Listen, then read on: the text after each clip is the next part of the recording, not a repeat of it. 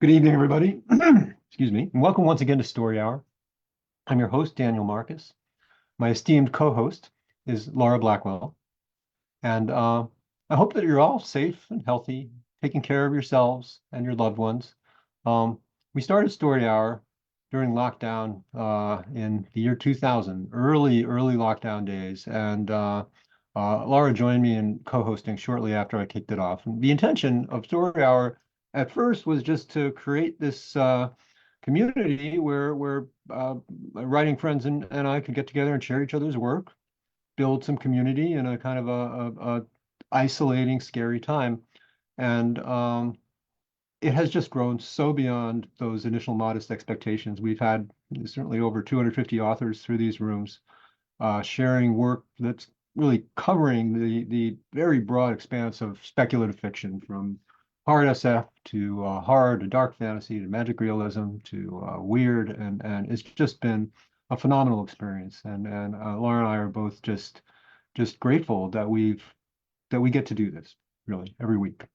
Um, so the way this works is pretty simple, and I think of it as an ancient and time-honored form of entertainment, which is basically sitting around the fire telling lies to each other and our friends. And here we are many millennia later, and we're doing the same thing. And here at Story Hour, every week we have two authors, about 30 minutes each. Tonight we are really happy to have returning visitors, repeat offenders, Sage Tyrtle and AC Wise.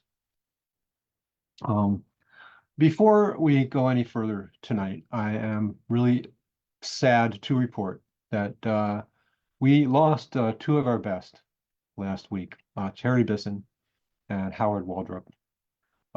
Terry was a Bay Area fixture, a terrific writer, an activist, a mentor to many, and just a wonderful person. Was funny, kind, and smart. Um, I was not close friends with him, but he was kind of a FogCon buddy, and I'd see him around town. We had a lot of friends in common, and whenever we'd run across each other, we'd sit and shoot the breeze for a while. And I just got this very strong sense of this genuinely decent uh, person, funny, kind, smart. All of that and more. He was the editor of PM Press, Outspoken Author Series, which featured several Story Hour folks, Meg Elison, Nisi Shaw, Eileen Gunn, among many others. And if you're not familiar with Terry's work, some notable works are the novels Any Day Now and Fire on the Mountain. And probably what he's best known for is his Hugo, Nebula, and Sturgeon award-winning short story Bears Discover Fire. Um, and as the saying goes, we shall not see his like again. He will be deeply, deeply missed. Howard Waldrop, also primarily a short fiction author, won the World Fantasy Award for Lifetime Achievement in 2021. His work was playful, strange, funny, erudite, as was he. Uh, I was deeply fortunate to have him as one of my Clarion West instructors, and also a genuinely sweet, brilliant, kind person. For a great sampling of his work, check out Things Will Never Be the Same, a Howard Waldrop reader. Uh, and like Terry, we shall never see his like again. He too will be deeply missed. So, Terry, Howard, RIP, guys. It is our custom to ask authors to indicate a worthy cause for us to call your attention to. And if you're fortunate enough to be able to help to fork over some cash, that's great. If not, just be aware, share the awareness with others, maybe volunteer. Just know that these causes are out there doing good works, and you can participate if you choose to. And I think just knowing about them is participating, really, in a way. But you can do more if you want to. Sage is reading tonight for the Daily Bread Food Bank, and that's dailybread.ca. Their mission is to collaborate with all to eliminate food insecurity and advocate for solutions to end poverty. The Daily Bread Food Bank is rights-based. They believe that food is a human right. They're equitable. They embrace diversity of thought and action and prioritize the voices of those affected by poverty. They're creative. They continuously pursue new and refined solutions to serve the needs of their communities. They are evidence-based. Their actions are informed by evidence and form impactful solutions. And they're accountable. They make commitments and they keep the commitments that they make. So dailybread.ca, please check them out. AC Wise is reading tonight for the Philadelphia Animal Rescue Society. That's phillypaws.org. They are a nonprofit dedicated to saving Philadelphia's homeless and at-risk pets. Paws is the city's largest rescue partner and provider of affordable basic veterinary care for pet owners and rescue orgs that cannot otherwise access this care.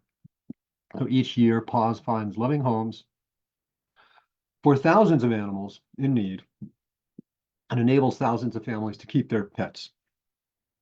They're working to make Philadelphia a no-kill city where every savable pet is guaranteed a home. So with that, one more mention, the SIFWA Givers Grant. We were the proud recipient of one of those in 2023. We've applied for 2024 and we don't know the answer yet. The process has been kind of stalled for one reason or another, but we are keeping our fingers crossed. And it's not like a giant wheelbarrow of cash, but it does help us keep the lights on, pays our hosting fees, our Zoom conferencing fees and all of that. So it's really, really appreciated. So thanks for listening through all that. Let's get on with the program. Sage Tyrtle's work is available in New Delta Review, The Offing, and Apex, among others. She's the author of the novella, The King of Elkport. She reads for Hippocampus and Fractured Lit. Her words have been featured on NPR, CBC, PBS, and she runs a low-cost online writing workshop collective. Sage, welcome back. The floor is yours. Thank you so much. I'm really happy to be here. And tonight I'm going to read A String of Paper Dolls that is in Uncharted. We all agree that Michelle K gets dibs on the new boy. Her hair's the longest, and besides, her last boyfriend had a Corvette and was in university.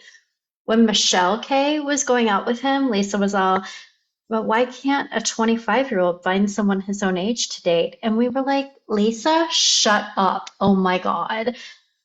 Anyway, the new boy, Bill Cicero, is kind of short, but he makes up for it with his Simon Le Bon eyes and his denim jacket and the way he leans against the brick wall of the school entrance and his hair, which is exactly the right amount of tousled. When the bell rings for lunch, we run to the cafeteria and stand in line. We're sure Bill Cicero will be sitting with the varsity football guys, but he's not even in the cafeteria. I mean, we look. We're halfway through lunch and about to give up when Lisa says he's probably grabbing a cigarette with the stoners behind the gym. And we all finish our chocolate milk at the same time and get up to go. And Lisa looks up at us and is like, I didn't mean I wanted to go find him. But we don't listen because he belongs to Michelle K. And what if another girl gets there first? We can't let that happen. On the way to the gym, we checked the skaters, the drama kids, the goths, even the chess club. We know he's not going to be with the chess club, but we are being thorough. And there is no Bill Cicero. And lunch is practically over. Then Michelle B has to stop and get a drink at the drinking fountain, and we are very worried we're not going to find him. We wonder if we imagined him, but we check, and we all remember him existing this morning. Lisa is like, this is embarrassing, and I didn't even get to finish my lunch, but we ignore her. When we make it to the stoners, they are listening to Loverboy on a boombox and laughing their dumb stoner laughs. They look like they all went to Goodwill on the same day, and by the time they were done, there were no ugly black jeans left.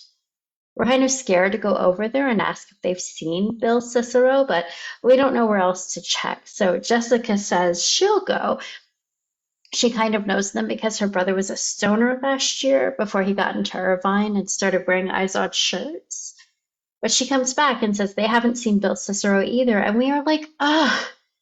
But on our way back to the cafeteria, we see him in the middle of the football field.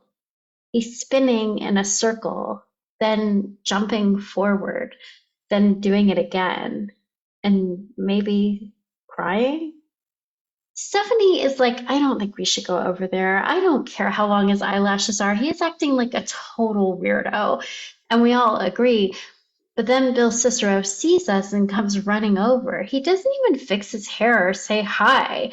He looks at Lisa like we don't exist and says, what year is it? Okay, just fuck. Tell me what year it is. Tell me your name is Emily. His face is red, and we are pretty sure now that he was crying before. Lisa says, what year do you think it is? He doesn't answer, just says, I need a phone. And even though he's wigging out, we can see that if he and John Travolta had a best lips competition, Bill Cicero would totally win. We all point to the gym where the payphone is that we call our moms on after school and say we're going to each other's houses, but really we go to Steve Pratt's house and drink wine coolers. Bill puts his hand in his jeans pocket really slow, like we are 5-year-olds, and says, I need a phone. Then he holds one hand out in front of him and pokes the air with the fingers of his other hand, and we're the dumb ones? We stare at him. Bill Cicero sits down and puts his head in his hands. Stephanie twirls her finger in the air next to her ear, and we all nod really hard, but Lisa sits on the grass next to him, and she touches his bare arm, which we think must feel like tiramisu tastes. Lisa says again to Bill Cicero, what year do you think it is? He looks up at us. Can you tell them to quit staring at me and go the fuck away? We don't know why he's being so rude, but we don't have to stick around for it. And we turn at the same time and walk away. We think Lisa's going to follow us, but she doesn't. She doesn't even come to algebra, and she's always in algebra. After the last bell, we find Lisa waiting by our lockers, and she's just looking at the ground. We are like, what happened? Did you touch his arm again? Did you kiss? Are you guys going together now? Oh my God, Mrs. Lisa Cicero. And Jessica sings the wedding song, and Lisa just goes, what classes did we have last year? Which we did not expect her to say. Michelle B is like, last year we took pre-algebra but then none of us can think of any other ones. Stephanie says history, but it's a guess. And we're starting to worry.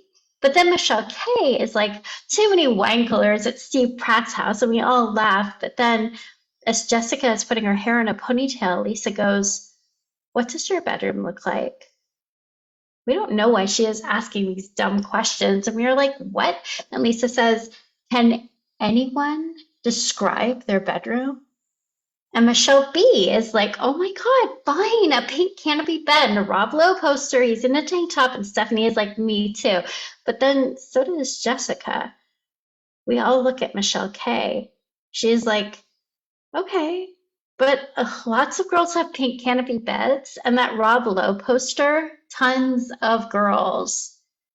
Lisa says, like she doesn't want to, is there a stuffed hippo on the bed? And lacy white curtains, and a scratch and sniff strawberry sticker on the mirror? We all nod, real slow. Lisa says, your moms all have short, curly brown hair, brown eyes, big tortoiseshell glasses, and hoop earrings. If you try to picture her, you can only imagine her in a green Christmas sweater. Michelle B slams her locker and says, this is stupid, and who wants to go to Burger King? And we do want to go to Burger King, but we also want to know what Lisa is talking about and how she knows that we can only imagine our moms in a green sweater. So we stand and stare at Lisa for about 100 years. Lisa says, this isn't real. We're all in a movie.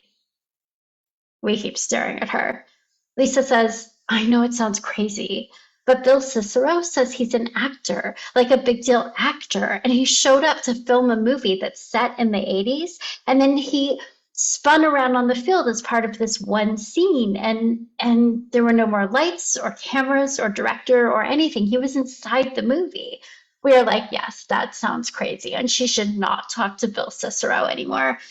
Lisa says, okay, I know, but he described your moms. He described your rooms. He said that stuff was in the script, that you guys were thinly drawn caricatures, and that the two main characters were him and me.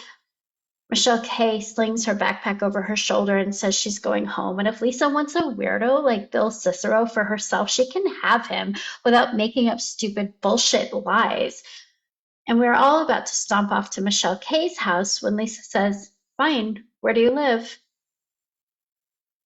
Michelle K opens her mouth, but doesn't say anything.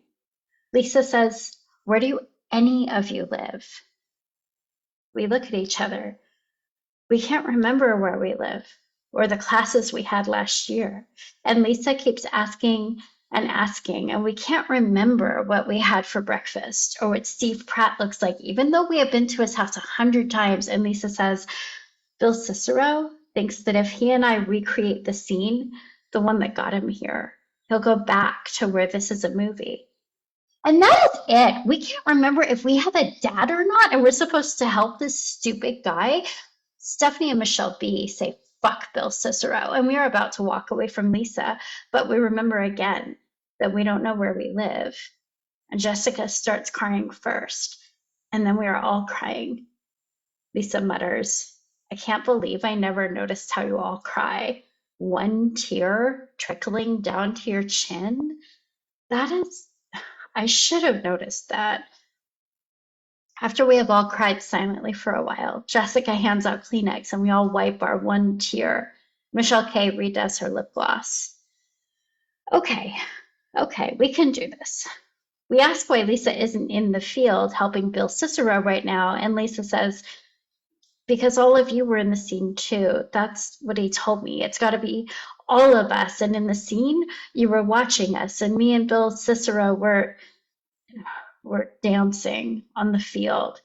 We say that sounds like a really stupid scene. And if she really were dancing with some boy on the field, we would have better things to do than watch her. And Lisa kind of laughs, and we laugh, and it's nice laughing together. We say, okay, we'll go with her to the field and do whatever it is we're supposed to do because Lisa is our friend after all. We walk past the drama kids who just keep saying rhubarb, rhubarb to each other. And we're like, oh, what a weird drama exercise. And Lisa says, what do you mean? And we're like, they're talking gibberish. And Lisa says, they're rehearsing our town and our stomachs are fluttering, but we don't say anything. When we pass the chess club and they're saying watermelon cantaloupe, we can tell that to Lisa, they're talking about chess. And our breath is catching in our throats. But we know it's okay because we're going to help Bill Cicero, and then everything will go back to how it was. And we ask Lisa how long it will take to remember our lives after Bill goes back to wherever he came from. We're still walking, and Lisa isn't saying anything. And we're trying not to notice how blurry the quad is, even when we look at it directly. And it takes Lisa a long time to say, there aren't lives to remember. You're like, she doesn't say anything else. We quit walking, so she does too. We tell her to finish her sentence and she won't. And we say, finish your fucking sentence, Lisa. And she won't. And we surround her. And we never noticed how short she was before. And we hiss that she needs to finish her sentence. And she says, craning her neck to look up at us, you're like paper dolls. And we see all at once that if Lisa wanted to run, why would she want to run? We are her friends. But if she wanted to run, she couldn't. And she is so small that anyone walking by chanting about cantaloupes wouldn't be able to see anything. We want her to consider the ways in which we are not made of paper, and we start by touching her hair, which isn't permed like ours, it's just straight. She probably can't even get a spiral perm at Supercuts. And speaking of that, why are we allowing a girl who gets her hair cut at Supercuts to talk to us, much less sit with us at lunch? And for fun, Jessica pulls Stephanie's spiral curl, and it springs back, and we laugh in a merry way. And we pull Lisa's hair, but it's straight and it's Supercuts. So it just comes out, leaving a bloody spot on her head, and we laugh louder. Lisa whispers, "Don't." But we close it. We touch her face, avoiding the pimples we don't have. We slap her face a little bit just to explain that we are not paper dolls, except why can't we remember what rain feels like, what the dark is? And Michelle K smashes her a little bit on her face and breaks her nose, we think, and there is a lot of blood. Lisa is squatting down and trying to cover her face, and she is crying, but not like we cry, not pretty.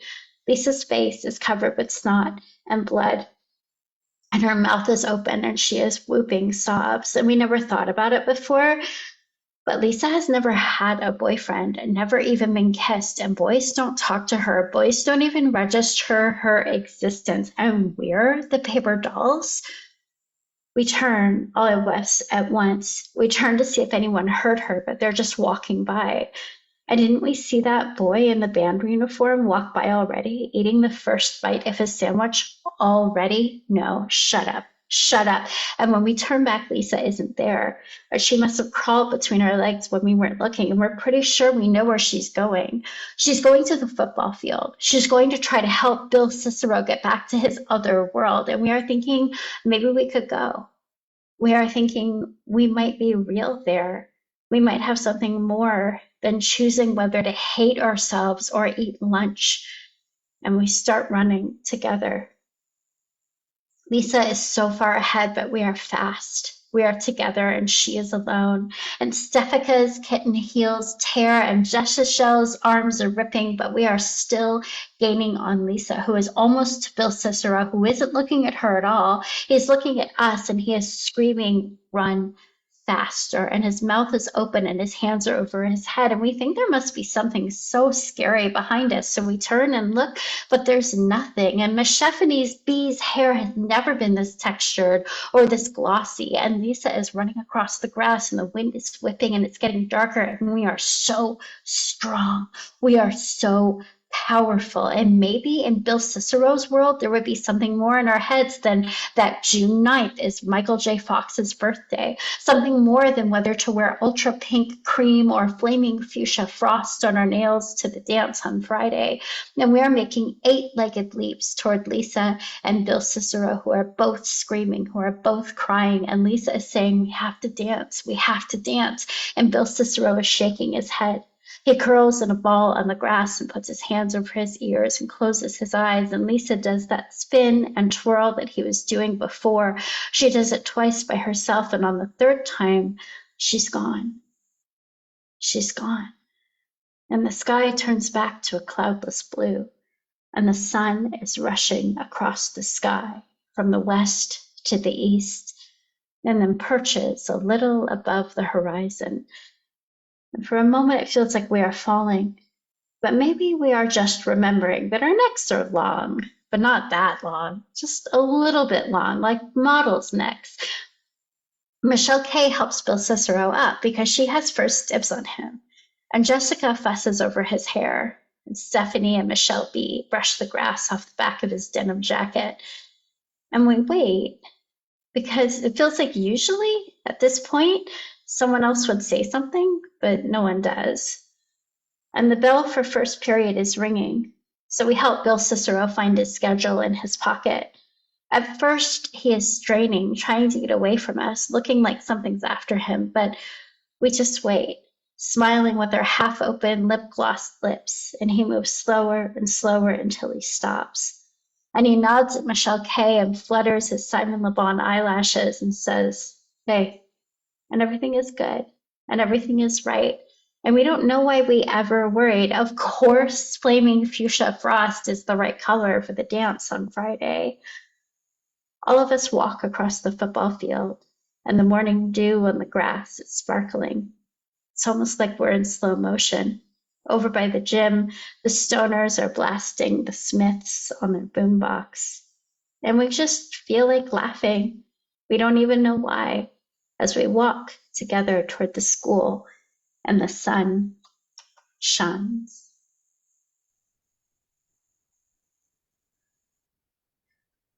Oh man, Sage, that was awesome. Thank you so Thanks so much. much.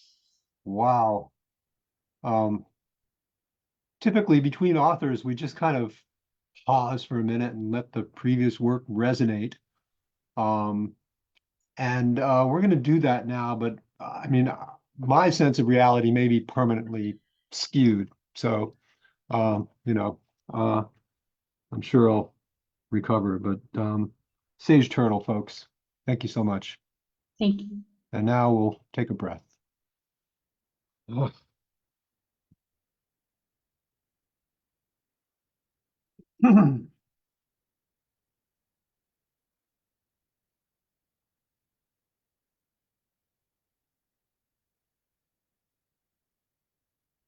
Right.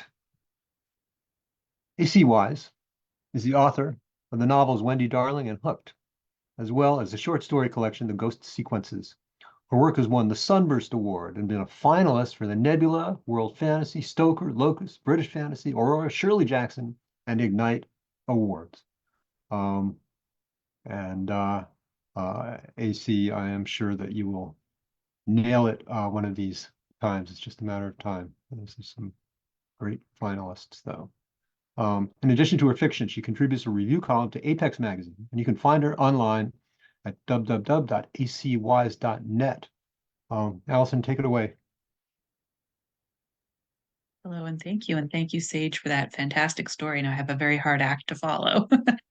I am reading a story called 7 times 7. Very small content warning. There is some homophobic language and mentions of abuse. The cusp of twilight is blue, bruised gray, and then red where a lit sign like a fresh wound shines against the dark. Jax slows the car, easing into a wide lot with trucks parked to one side, gas pumps in the middle, and a long, low building that is not a diner or a convenience store or anything discernible on the other side. They climb out of the car, hissing a sharp breath of pain as they do. They're bleeding.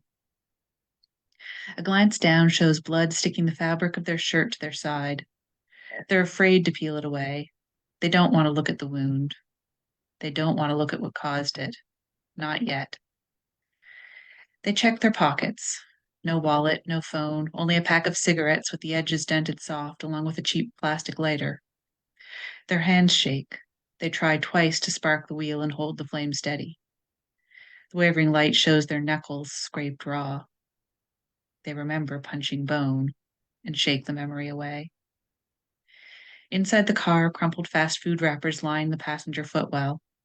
On the seat, there's an old-fashioned plastic kitchen timer the color of dirty snow. Jax leans in to retrieve it. They don't want to remember why they're here alone in the middle of nowhere, why they're bleeding, or what they left behind, but the memories intrude regardless. 7 times 7, that's how long you have to hold on. Jax twists the dial, sets the timer on the dash, and listens to it tick down. 7 times 7, less than an hour, not that long. And then, what if you could have everything you ever wanted? All you have to do is hold on. Jax tilts their head back, leans against the car, and breathes smoke. The first pale stars show against the dark like spilled salt. They try to banish Marcus's voice from their head, but it sticks like a burr, the knowledge of everything leading up to this moment refusing to fade. They didn't go into the woods alone. You call it with blood, trap it with salt or cold iron. Then all you have to do is hold on no matter what you see. Marcus told them the rules and what to expect, but there's no way Jax could have prepared. It sounded like a fairy tale, one they'd only halfway believed. But then the trees had turned from maple and oak to pine, and pine to the stunted apple trees from their father's farm as the creature had picked memories from deep beneath Jax's skin and made them real.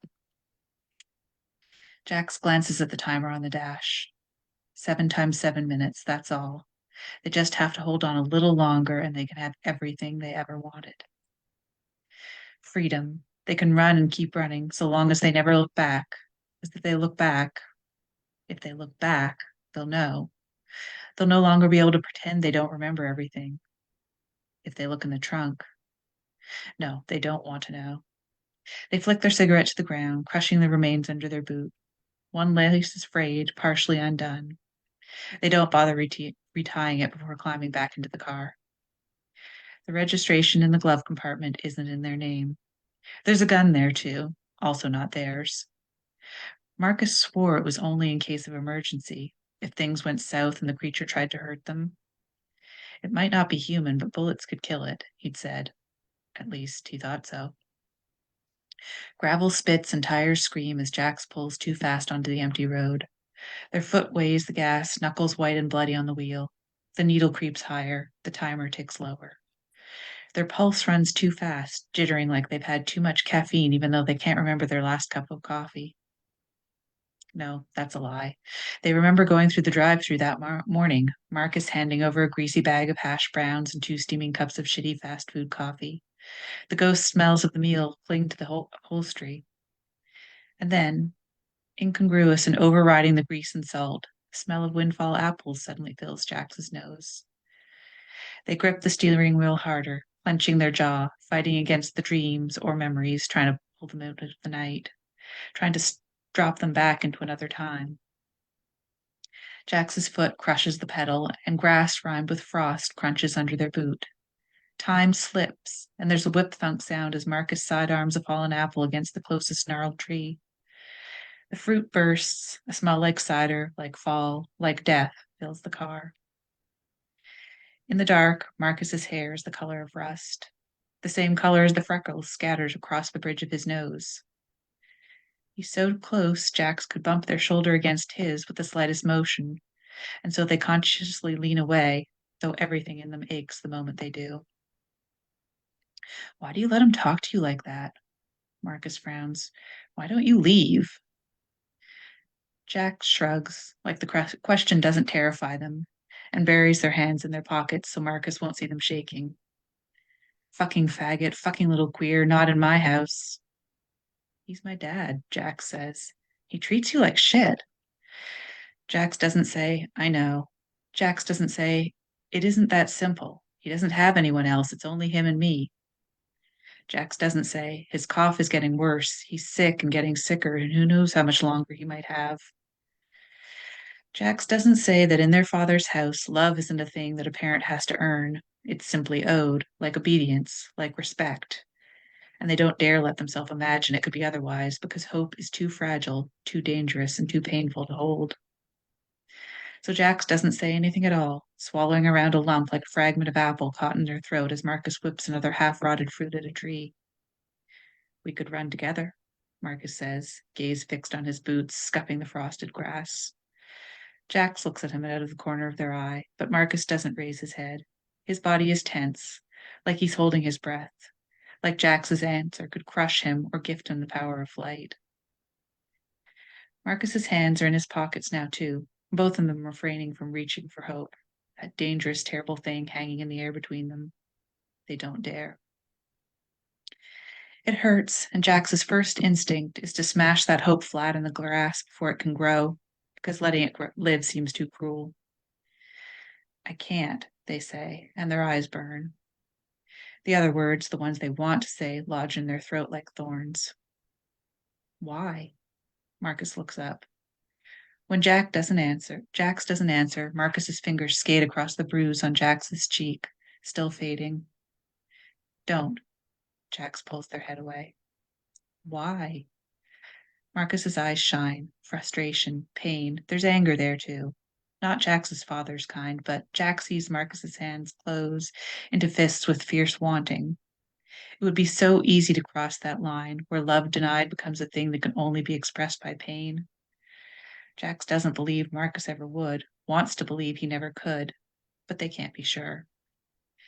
Marcus closes the space between them, catching the back of Jax's head and bringing their foreheads close, touching, erasing the rest of the world. Why, Marcus whispers, like a mantra, a blur of words scarcely differentiated one from the other. Marcus blinks, and Jax thinks his cheeks might be wet with tears. Just tell me why, and I'll never ask again. I will shut the fuck up about it forever if you can just look me in the eye and give me a reason I can understand. Marcus's face is an inch from their own. Less. His words a blurred whisper of heat across their lips. His grip is too tight, fingers wound in Jax's hair, just short of tugging, just short of taking, as if love really were a thing owed. But he doesn't cross that line. He waits, patiently on the other side of it, everything in him begging for an answer Jax can't give. Jax thinks of a summer day a season ago when the apples hadn't ripened yet and were just starting to grow. Their fingers brushed against Marcus's between the rows of trees, accidentally at first and then on purpose, again and again, until finally their lips met, a confused bruising of mouths wild with hunger. Jax's father caught them. The belt buckle split open Jax's lip. It just missed hitting them in the eye. The taste of blood on their tongue overrode the taste of Marcus until they couldn't remember it anymore. Marcus could have run then, alone, but he stayed. And he stays again now. I know, Marcus says. His fingers unwind gently from Jax's hair. I'm sorry. He lets go, but he doesn't step back, and Jax wants to beg him to stay like this forever. Part of them wants Marcus to take the choice from their hands with rough desire and demands because it is the only way they'll have the courage to cross that line. Alone, they are too much of a coward. Cold air brushes the place where Marcus's forehead rested, making the distance between them seem even greater. Marcus's eyes are bruised in the dark, and his smile is the saddest thing Jax has ever seen. I'll wait for you, he says. As long as it takes, I'm not giving up. Leaves slap the car's window as Jax plows through rows of planted trees, crushing windfall apples until the air smells like cider and promise and words unsaid. Shit. They swear aloud, stomp the brakes, and the car slews dangerously, coming to a halt just before they crash into a guardrail in the trees beyond, which are not apple, but oak and maple and pine. Jax lets out a shaky breath. On the dashboard, the timer ticks down. How much longer can they bear up under this assault on reality?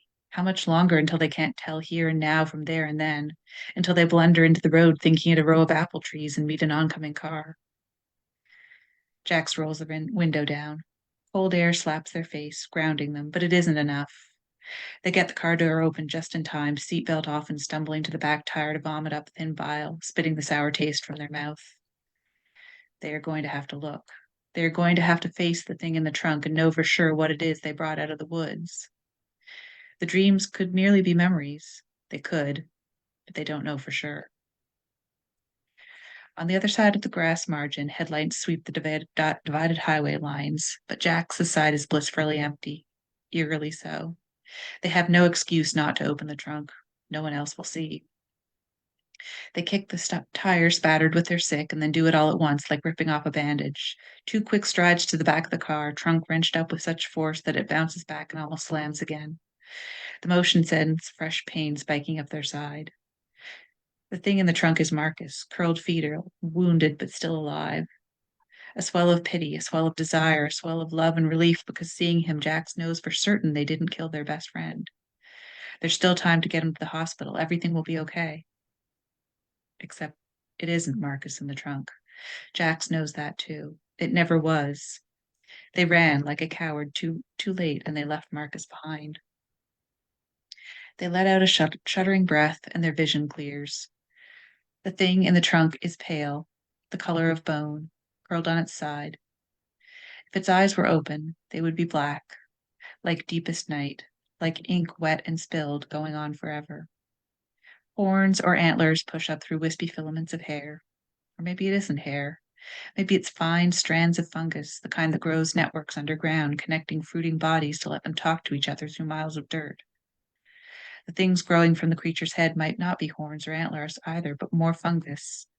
Its pale flesh might not be the color of bone, but the color of a quiet, spongy, terrible thing growing in the dark. Even unconscious, it is still dangerous. It can still tap into Jax's memories, still make them see things they don't want to see, things that they hope aren't real. They could get the gun from the glove compartment. They could end it all now. The timer on the dash ticks down. Almost 7 times 7 minutes gone. All they have to do is hold on. The world lurches beneath them again, and Jax grabs for the car to steady themselves. But instead of the car, Marcus catches their elbow, letting his hand linger and offering a reassuring smile as they tromp through the woods. Here. He stops so abruptly Jax almost crashes into him. All the trees look the same to Jax, but Marcus obviously sees something special in this spot in particular. Despite the sun, Jax is cold. They want to say, go back. They want to say, this is a mistake, but their breath is caught up between their ribs, aching, because they know, somewhere deep down where they don't want to admit, that Marcus is doing this for them. He's doing this because still, even after a year, Jax is afraid. He's doing this because even though Jax's father can barely stand on his own now, sick and weak and dying, Jax still doesn't have the courage to run on their own. Marcus is doing this because he knows Jax better than they know themselves. Or rather, he knows the things they do know about themselves, but will never admit aloud. Marcus knows the wish Jax would make if they find the creature and hold on 7 times 7 minutes. For their father to die. For the hiss of oxygen fed through the tube beneath his nose that's been helping him breathe for the last year to simply stop. For the thread of guilt and obedience and duty woven over a lifetime to snap. And that then, finally, if that were to happen, for the courage to take Marcus's hand and run. Marcus pulls a flimsy packet of salt from the fast food restaurant out of his pocket. The smile he flashes Jax is the most beautiful thing in the world. Light breaking through the trees, and the belief that hope is a thing that could never shatter. That love is something earned, not owed, that together they will be okay. Marcus rips the packet and spills the salt in a line on the ground. His pockets are stuffed with packets, and he repeats the action until he's made a rough circle on the leaves. Marcus whispers a string of words. He cuts his hand and scatters the blood on the ground. He steps back and turns around 3 times and holds his breath. Jax watches him in awe. The creature does not appear, it grows. It sprouts inside the salt circle on the ground, and it's like watching a time-lapse video of a body fruiting from the dead leaf fall, becoming a shape like something human, only not at all. Bones press outward against its skin, the knobs of its spine and the curve of its ribs, the jutting angles of knees and elbows. It unfurls. Antlers crown its head through wispy hair, and it opens its eyes. They are black all the way through. They are promise and they are courage, wanting and desire fulfilled, and Jax falls into them. They step into the circle, reaching without meaning to, made all of hunger and impatience, tears running from their eyes. An unholy sound like wind piping through hollow flutes of stone, and an animal in pain shatters the silence in the woods. Marcus grabs their arm, or tries to, shouting too late. The circle of salt is broken. They remember the thing colliding with them, knocking them down, bounding past them on all fours to fall on Marcus, having a taste for his blood and wanting more. A white face, mouth and chin red. They ran at the creature to tear it off Marcus, struck as hard as they could with all the rage they couldn't turn on their father, for years of abuse, for years of rained blows and cutting words, for a year of slow, terrible dying with Jax chained to his side out of duty because there was no one else. Jaundiced eyes seething with resentment and disgust, even as Jax stayed and did every fucking thing for him. Jax's fists meet stone. The creature changes, and their fists meet tree bark. The skin over their knuckles splits, but they keep going, screaming rage, screaming out all the times they wanted to run, take Marcus's hand, and never look back, but didn't. The raw sound of grief comes from their throat instead of love, instead of all the words held back over the years. Their fists strike bone, and they keep on punching. The creature under them writhes. It gets a hand up somehow, reaching for its head to snap off the tine of one of its antlers with a terrifying sound. It swings, driving the bone point into Jax's side, howling and weeping as it does. Through a haze of pain, red and black and red, unlike anything Jax has ever felt before, they hear a voice inside the sobbing. Please, Jax, please. Jax blinks, and the horror of realization falls on them all at once, even worse than the pain. It isn't the creature on the ground beneath them. They've been striking Marcus, who looks up at them with a face sheeted in blood, a snapped branch in his hand that he drove into their side to stop them. I'm sorry, Marcus whispers. I'm sorry. The bone-pale thing crouches nearby, watching them with impassive black eyes, not smug, not satisfied, not anything at all. Jax reels back from the ruin of Marcus below them. One of Marcus's eyes is swollen shut, his lips bloody. Fresh terror grips them. What if it wasn't a mistake? What if they wanted to hurt Marcus deep down? What if they are as small and as afraid as their father, lashing out at the person who loves them the most because their own lack of courage isn't a thing they can pummel into the ground? The creature had moved as if to slink away, and Jax had thrown themselves at it for real this time, catching it and dragging it back to Marcus's car. And then they'd run. Panicked, unreasoned flight. They hadn't been cognizant of leaving Marcus behind, or they hoped they weren't. All you have to do is hold on for 7 times 7 minutes. That's all. Marcus's grin, holding up the timer. 7 times 7, like something out of a fairy tale. 49 minutes. It had seemed an impossibly short time, but that was before they saw the creature, before it opened its mouth and its eyes, and Jack saw all the things they never wanted to see about love and desire and hunger and pain, bound in bone-colored skin. Now they are standing outside of their best friend's car in the middle of the night, on the side of the road, in the middle of nowhere, staring at a nameless, unnameable creature. And their best friend is somewhere behind them in the woods, dead or dying. They ran, they left him there, after so many years of not running, staying in a place where they were hated and abused. Too late they ran and left Marcus behind. Hold on. Jack slams their palms against the car. The pain shocks tears from their eyes. They breathe hard, trembling. The thing in the trunk shivers. It wakes. I'm sorry, Jack says.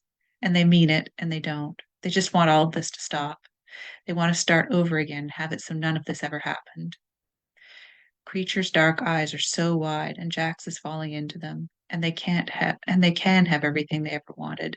A father who loves them, a mother who stayed, a body that doesn't weigh them down, and Marcus.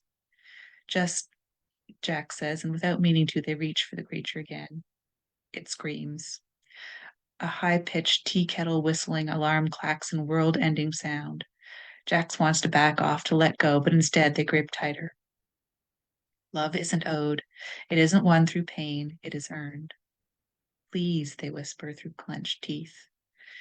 Marcus said all they had to do was hold on. It sounds like a lie because fairy tales don't fix the world. There aren't magical creatures who grant wishes, who undo hurt and pain and make it so fathers love the child you are instead of the child they want you to be. Nothing can grant you the power to be comfortable in your skin if you aren't capable of giving that gift to yourself, and nothing can make you brave enough to say the words aching inside you when you can't, won't, will never let them go because every possibility you can imagine following on those words is pain. Please, Jack says, and their grip tightens. Love isn't owed. It isn't won through pain. It is earned. They feel bones beneath mushroom-soft flesh. The scream fades to a terrible, piteous, keening sound. Black, black, black eyes overflowed like ink spilling onto bone-colored skin. The circle of Jax's fingers is iron. Their tears are salt. They close their eyes and see Marcus in the orchard, smell the rotten, smashed fruit and frost-tipped grass. They feel the heat of Marcus's forehead pressed against theirs, the strength of his grip, and the knowledge of how quickly wanting can turn to hurting, how quickly pain is born from anger.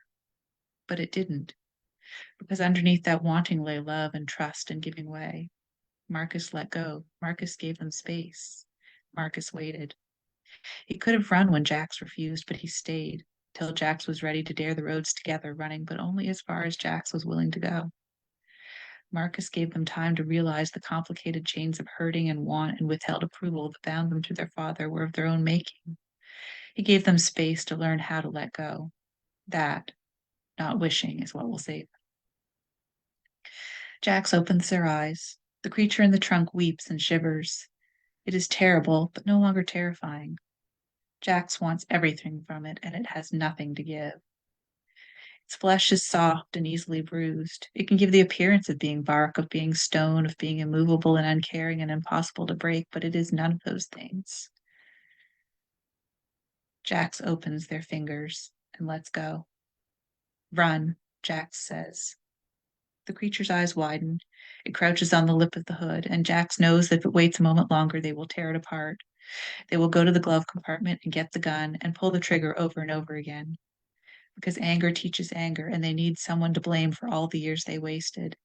Because the creature is there, and its skin is easily bruised, and it's easier to believe in wishes and fairy tales than to do the hard work that needs to be done. Nightmares still leak from the creature's skin, but for the moment all Jack sees is a bone-pale thing, afraid and sad, and then it is gone, running and running, hunched on all fours, sprinting along the white broken line that dots the center of the road. Jax turns away. Their side aches, blood still sticking fabric to skin. Marcus is lost in the woods, and they have to face the fact that they left him behind. The situation may be impossible to repair. It may be too late.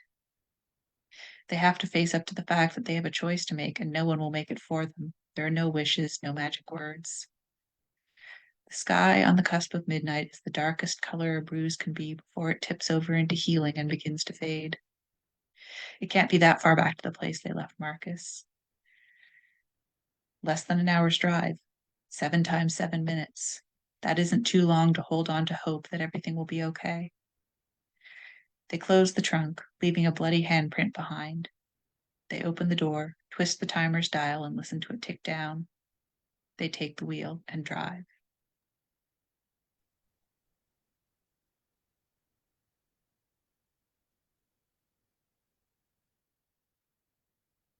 Wow.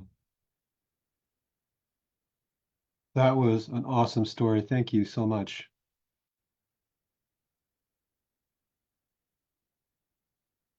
Oh, what a program tonight. AC wise, everybody. Thank you. Um, as is often the case, even we have very different stories, there's kind of a unity to the program. The stories really worked standalone, but they worked kind of as a pair really well as well. So I want to thank both our authors, AC Wise and Sage Turtle, for a really great program. Another story hour. Um, and also I want to thank my fabulous co-host, Blackwell. And all of you folks for coming back every week to Story Hour. We'll see you next time.